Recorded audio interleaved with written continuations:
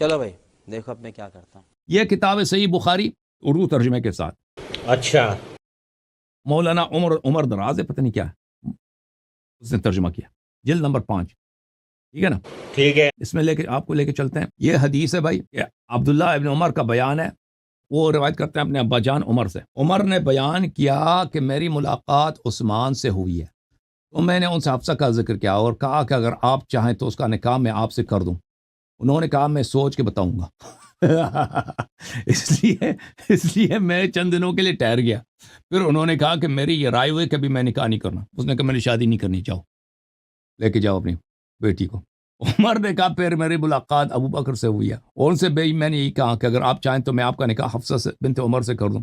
ابو بکر خاموش ہو گئے اور کوئی جواب نہیں دیا. ان کا طریقہ عمل عثمان سے بھی زیادہ میرے لیے باعث تکلیف ہوا، یعنی عثمان سے بھی زیادہ ابو بکر نے عمر کی تذلیل کیا. تو بھائی یہ مارے پھر رہے تھے نا، ان کی بیٹی کے ساتھ کوئی شادی کرنے کے لیے تیار نہیں تھا بھائی. تو رسول اللہ صلی اللہ علیہ وسلم نے ان کو احسان کیا بھائی کہ بیٹی کی شادی نہیں ہو رہی. تو بھائی یہ مارے پھر رہے تھے نا، ان کی بیٹی کے ساتھ کوئی شادی کرنے کے لیے تیار نہیں تھا بھائی. تو بھائی یہ مارے پھر رہے تھے نا، ان کی بیٹی کے ساتھ کوئی شادی کرنے کے لیے تیار نہیں تھا بھائی. لیکن ایک سیکنڈ، یہ حدیث ہے بھائی، یہ عبداللہ ابن عمر کا بیان ہے. وہ روایت کرتے ہیں اپنے ابا جان عمر سے. کچھ دنوں میں نے اور توقف کیا تو نبی کریم صلی اللہ علیہ وسلم نے خود حفصہ رضی اللہ عنہا کا پیغام بھیجا اور میں نے ان کا نکاح حضور صلی اللہ علیہ وسلم سے کر دیا.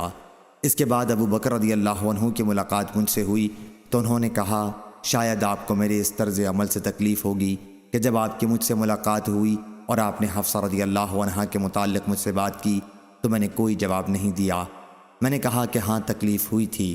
انہوں نے بتایا کہ آپ کی بات کا میں نے صرف اس لیے کوئی جواب نہیں دیا تھا کہ حضرت صلی اللہ علیہ وسلم نے مجھ سے حفصہ رضی اللہ عنہا کا ذکر کیا تھا، مجھ سے مشورہ لیا تھا کہ کیا میں اس سے نکاح کر لوں، اور میں حضرت صلی اللہ علیہ وسلم کا راز فاش نہیں کر سکتا تھا.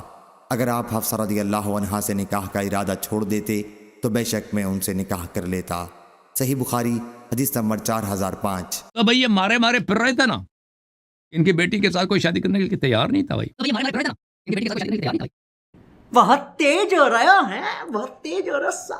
Wake up to reality. النبي أولى بالمؤمنين من أنفسهم وأزواجه أمهاتهم.